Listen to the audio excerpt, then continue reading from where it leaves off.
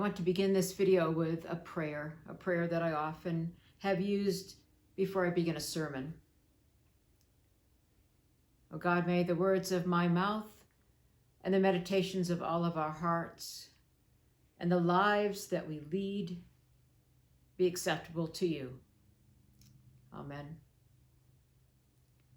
I'm so glad that many of you were able to join in today's Pentecost service, to hear the different voices, to see the choir, to hear solstice, to hear reflections and poems, beautiful music.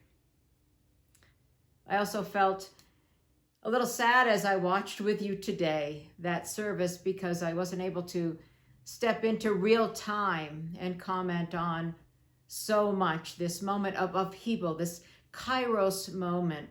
Kairos means in the Greek moment of opportunity, this kairos moment to be with you in person and to talk to you about what is going on. I know that many of you have seen my Facebook post and the email blast with a letter that Mercy wrote, or the essay that she wrote. And I want to thank so many of you for making such thoughtful comments. This has really been a formative experience for her, to put her voice out there as she grows into her identity as a young Black woman. And I wanted her voice to be out there, her experience, her perspective, her reality, even in the bubble, as she calls it, of San Mateo, and her lived experience. And again, I appreciate you so much listening and hearing and affirming her young voice.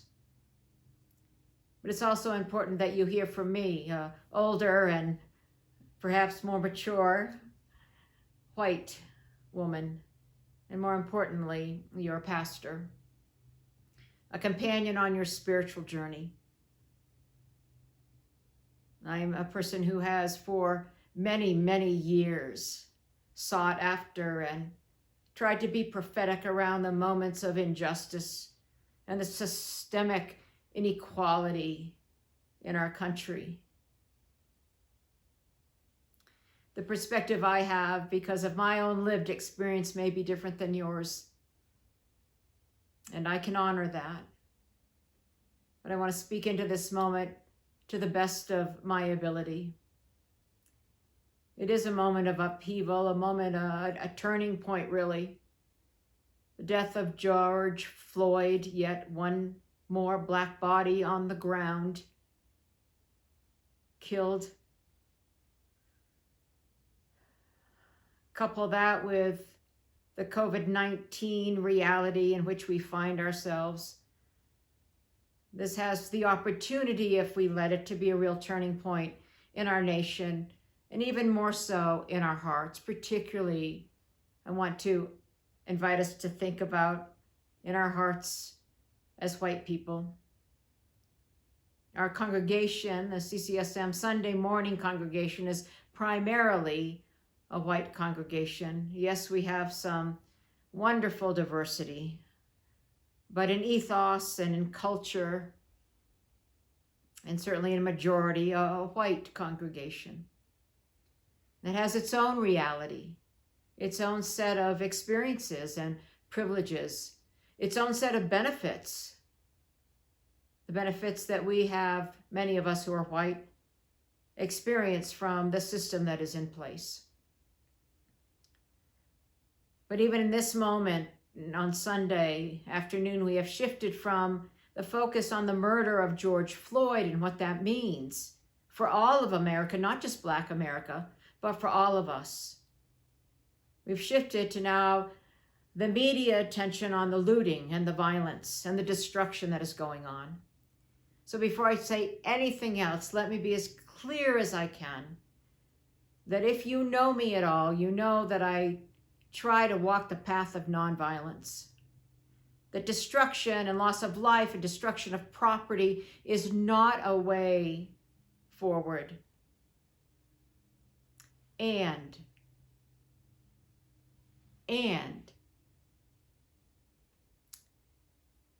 what we see across America right now, as Martin Luther King Jr. would say, riot is the language of the unheard. People are looting and protesting in the streets and causing destruction because they feel like that is the only way their voice can be heard. I'm not condoning any of it, but I do understand it. I have not had that experience. I have had some experience in being part of a minority group that felt like their voices weren't heard. I've had to resist the temptation at times in my life, particularly during the height of the AIDS epidemic, when I wanted to be destructive because I felt like no one would listen any other way. So while I do not share the Black experience in America whatsoever, I do understand that impulse to make my voice heard and to say, do you care about my people? I watched an incredible interview with Bakari Sellers, who just wrote a book, A Vanishing America, which I haven't had the pleasure and opportunity of reading yet. But he broke down on the CNN interview I was watching, and he said there's just so much pain. As a Black man living in America, I feel like my life is not valued. It's not valued. When he said that, I heard that so deeply.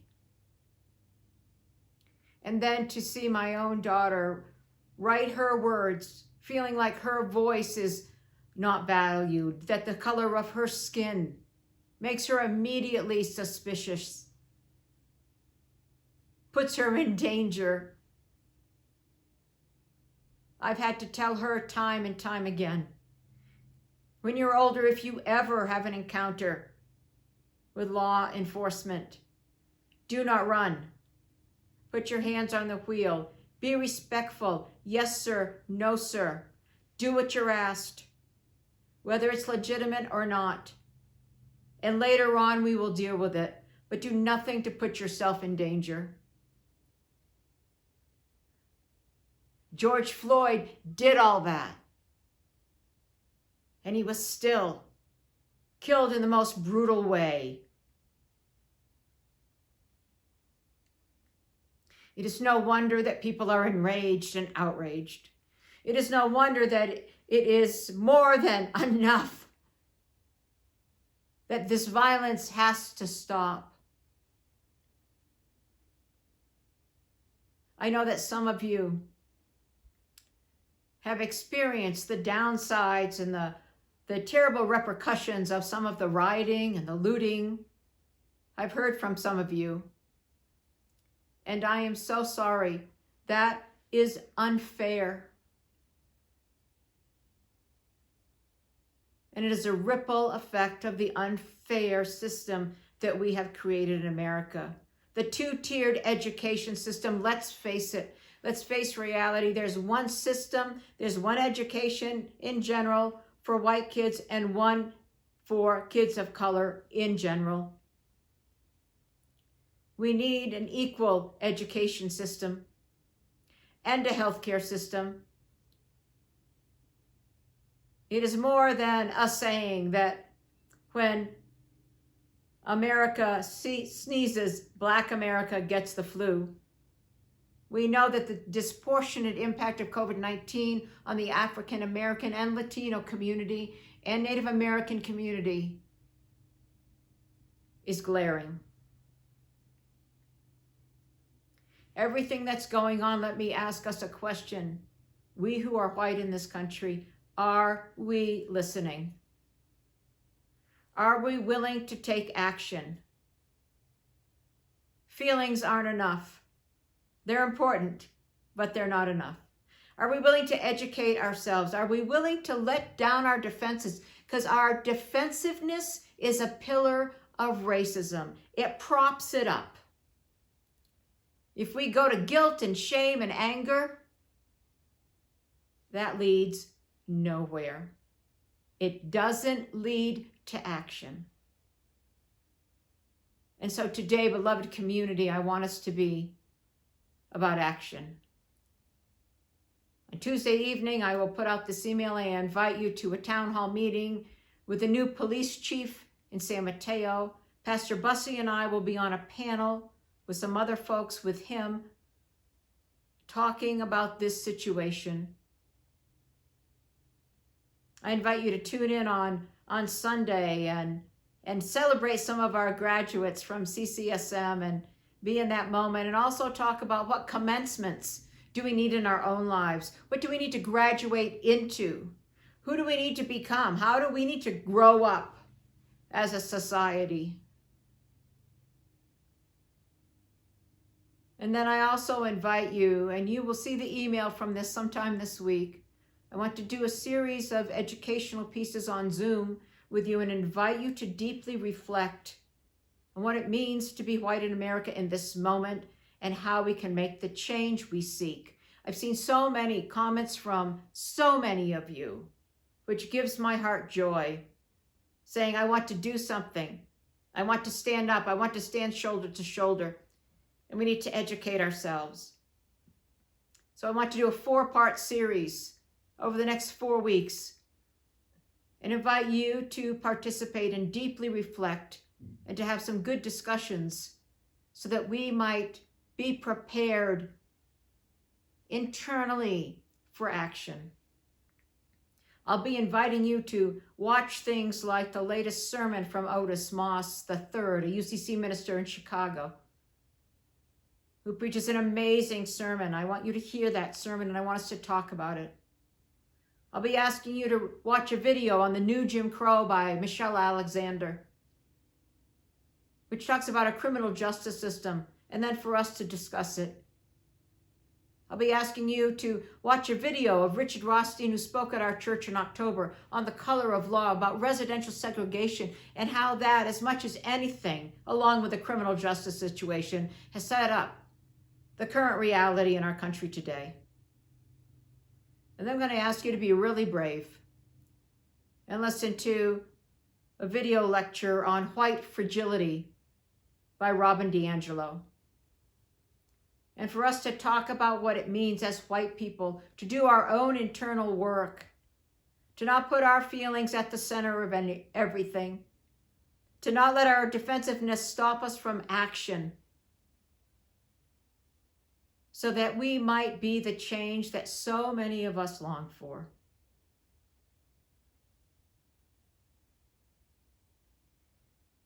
I speak to you today with love, with deep grief, with anger, but always with a high resolve to do what I can along with you to make change, to help heal this centuries-old wound, to help cleanse the original sin of America, and together to move forward into a different future. Will you join me?